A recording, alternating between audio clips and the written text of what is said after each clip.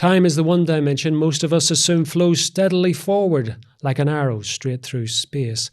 But what if that is all an illusion? What if time bends, slips, or folds?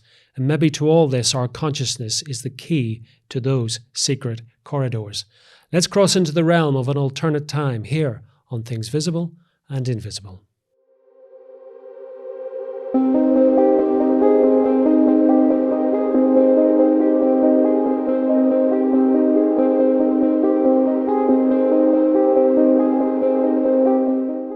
Tim Swartz is an Emmy award-winning producer as well as the author of a number of popular books, his latest being Weird Time, exploring the mysteries of time and space.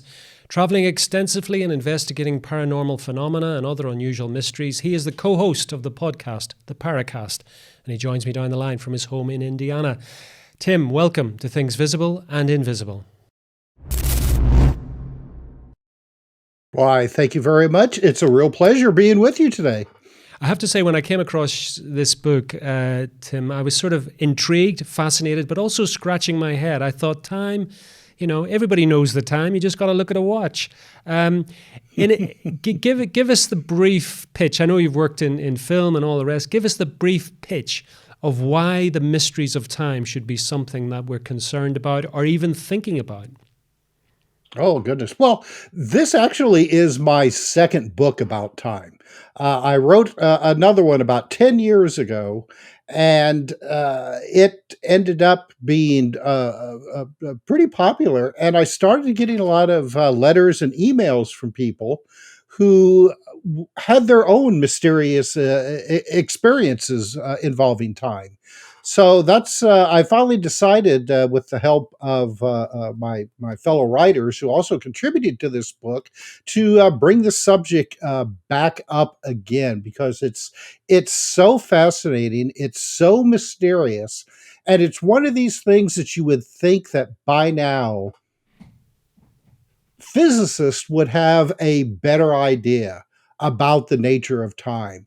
But really, with the exception, I think, of Einstein and Stephen Hawking's, there really hasn't been a lot of progress in the investigation of time and what it's made of, why it even occurs. It used to be the ancients viewed time as a product of the gods or various demigods. And rather than dealing with the passage of time, the ancients looked at time more along the lines of what our destiny was going to be. And it really, the idea of time being, like as Einstein put it, like a river, the past, present, and future are all flowing in one direction. Before Einstein, time was really considered more of a philosophical question. And I mean, even today, some of the most brilliant minds are loath to try to tackle the subject. But, and I will, and I'll say, however, there is a renewed interest in the subject, and I'm happy to see that, because maybe someday, probably not in my lifetime, but maybe someday we'll get a better understanding on just what time is, what it involves, and what our participation is in it, because I think that is a crucial aspect to the whole mystery of time. I mean, that's a fantastic start, Tim, and you've raised a lot of questions which were on my mind really about this, because one of the problems is once we start to think about it, and I'm talking about the layman, the laywoman in the world, once you start thinking about time, it very quickly eludes any kind of concrete definition. If time is not linear, if it's not, as you say, a river moving from the past to the present to the future, people get very uncomfortable or just give up. It's too much to handle. So before we get into some of the ideas around that, certainly in the last 100 or so years, I'd like to go back a little bit, because you alluded to the fact that perhaps in ancient times, in other civilizations, there wasn't these sort of fixed notions about time. Um, could we do a brief summary maybe before the 20th century of ideas around time and how maybe some of them have reappeared in our own time? Mhm. Well, I think that, I mean, we could go as far back as even before agriculture had taken place, when we were just hunters and gatherers. I the implication is that our perception of time was very limited, based mostly, and really it still is today, on the rising and setting of the sun. Once agriculture started taking place, you had other factors involved. The phases of the moon, the seasons. So naturally, with the type of brains that we developed early on, uh, which has us wanting to categorize things, file things away. Uh, that's when the concept of time being divided up into years, months, weeks, days, all the way down to seconds, and I have to point out those are strictly man-made products. They are. As far Yeah. as we know, uh, you know, time isn't like that. It can't be divided down into little bitty pieces. And like I said in my earlier statement, people never thought about time as the past, the present, and future. It was more like what the gods had in store for us. Your daily, weekly, monthly activities really didn't really mean that much. It was more what your ultimate destiny was considered to be. What did the gods have in store for you at some point or another? And you look at some of the ancient writings, and generally the gods really didn't have a lot of good things, in store for us down the line. If you were lucky, you died unscathed and got to go to wherever you thought that you were going to go. And then as we progressed into our more technological based, science based centuries, we have people like Isaac Newton, who began to look at time and wonder whether or not it was a physical component of our material world. Some of the older Islamic and Christian philosophers started to look, and this would have been, like in the first century Common Era.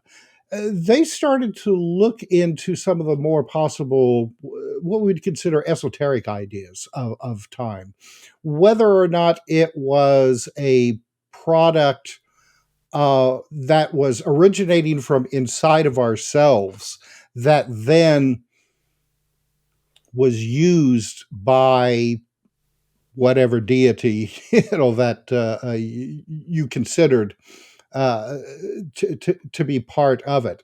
And then later, the Islamic mathematicians, the probably the best mathematicians that ever came around, started to examine the nature of time and space. I have to write, this was something that wasn't conceived until Einstein centuries later. But the old Islamic mathematicians begin to look at whether time and space, which is a very exotic concept, were one and the same. Could you have one without the other?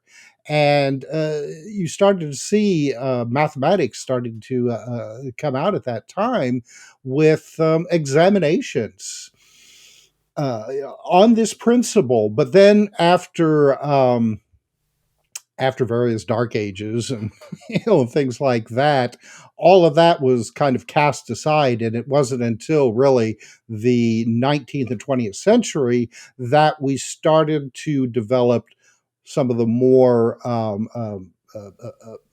mathematical and physics based concept of time and space that we now have today, and hopefully, as time goes by, we'll be able to see even more innovations on this idea. I mean, I'm just thinking as you're talking there, Tim. I mean, for example, the standardization of time in the British Isles, or certainly in Britain, came about because of the railways. You probably know this, that before Hmm. that, there were local times, and they were often because the clock at the local cathedral or the local church said such and such time. And even in a city like London, you had different times, which to the modern thought is just incredible. But it was the advent of industrialization, and time became very functional. It became the way in which you ran the railway systems, and it sort of automated the day, if you like. Do you think that in a way that we still suffer a bit from that the way you're talking about sort of slightly more intriguing ways of thinking about time, for most of us, we're still stuck that time is basically a function. It keeps us in line. Do you think that? I mean, I suppose what I'm saying is that ultimately philosophy seems to underpin time, and maybe a utilitarian view of life and its function is the time that most of us are living in. Whereas, as what you're saying, what we're going to speak about now, Einstein and others in the 20th century sort of exploded that idea. Is that a fair estimation? It is. It really is. And you have to remember that our concept, our perception of time is is hindered basically by our 3D brains, all right? Our brains evolved so that we would not get eaten by that tiger hiding in the bush. Everything else is extraneous, all right? And that includes time. So when it comes to trying to look at some of these more exotic ideas of time, it's hard for most of us to wrap our heads around it because we are very materially worldview based. All right, so it's as you were talking about how it used to be that various communities across the planet really did have their own time. One area may be a half hour behind, an hour ahead, that sort of thing. And it wasn't until really recently with communication and rail travel, things like that, improved, that we started to get a better grasp of a universal time, so to speak, across the planet. Even though, now that I'm saying that, Einstein postulated that wherever you go in the universe, time is going to be slightly different based on the speed that you are currently traveling. And of course, the Earth itself is traveling at a certain speed, through the solar system. The solar system is traveling through a certain speed through the galaxy, so on and so forth. And with that, it would be very difficult to pin down exact measurements of time, with the exception of using materially based functions.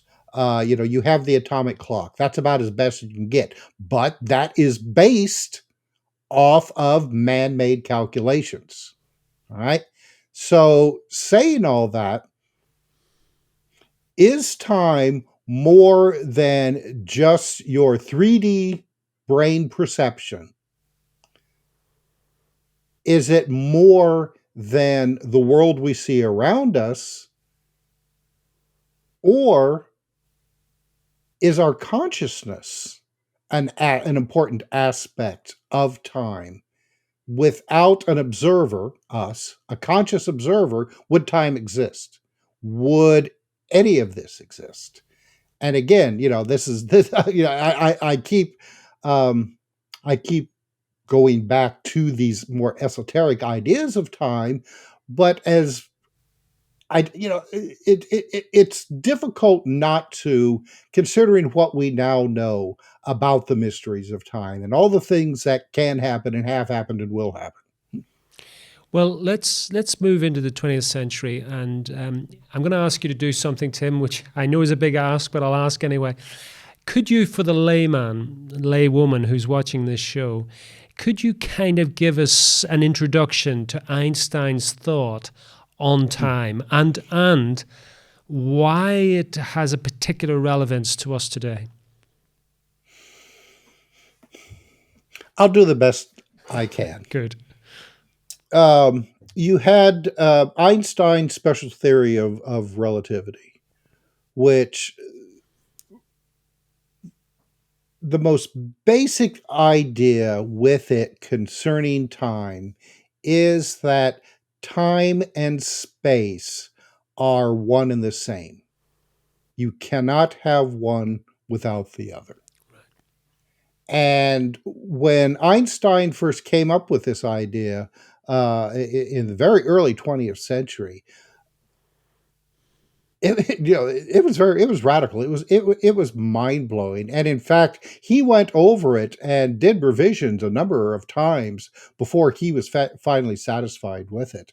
And you have to remember also that Einstein, at around a little bit after this, was working on his unified field theory, which was the idea that all the strong, weak electromagnetic forces in the universe and gravity could be combined into one unified theory. But this would also include time.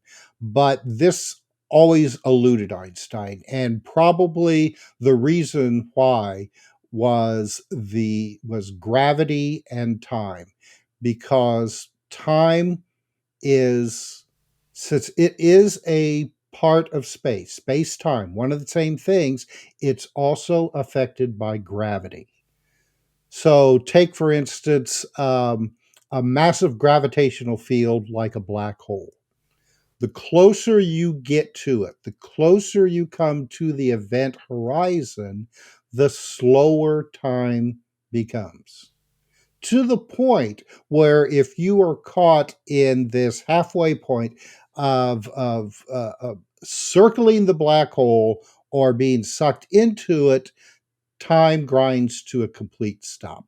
Now, of course, this is just a theory. So far, nobody has proved it, but this is one of the things that Einstein postulated.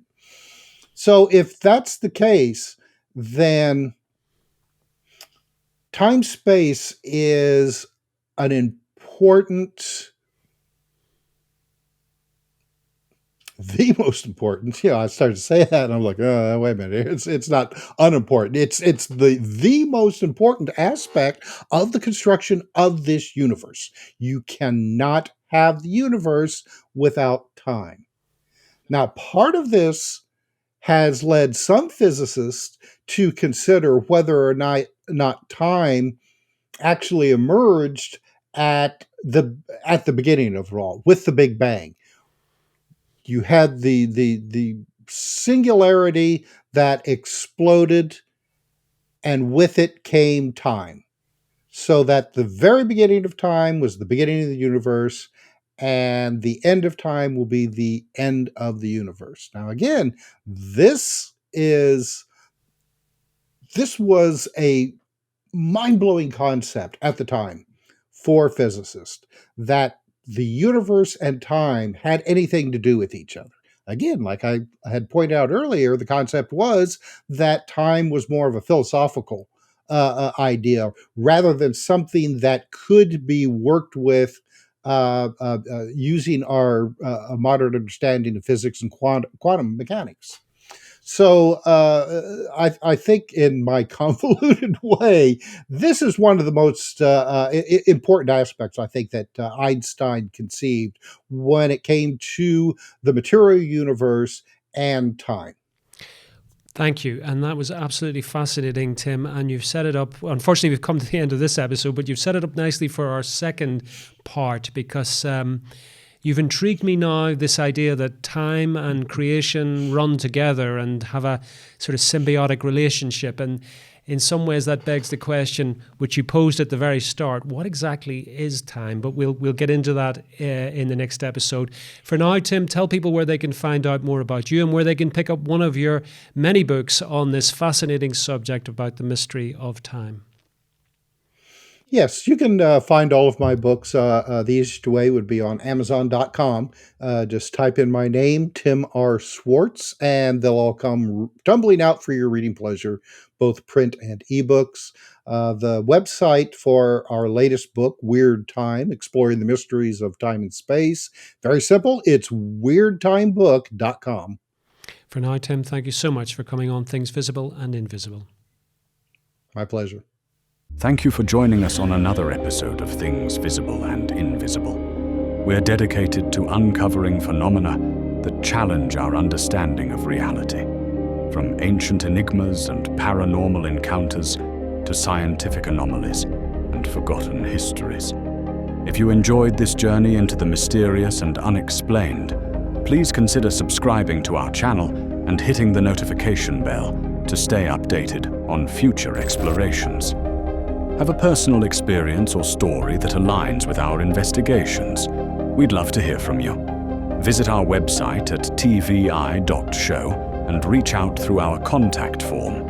While we can't feature every submission, we review them all, and your story might be featured in an upcoming episode. To support our continued investigations, please consider becoming a Patreon supporter or channel member. Your contributions make these explorations possible and give you access to exclusive content, early releases, and monthly behind-the-scenes discussions with our team. Don't forget to check out our merch store. We've got everything from TVI-branded t-shirts and hoodies to stickers and coffee mugs, perfect for showing your support while keeping the mysteries close. Thank you for watching, and we'll see you next time as we continue to explore the things visible and invisible.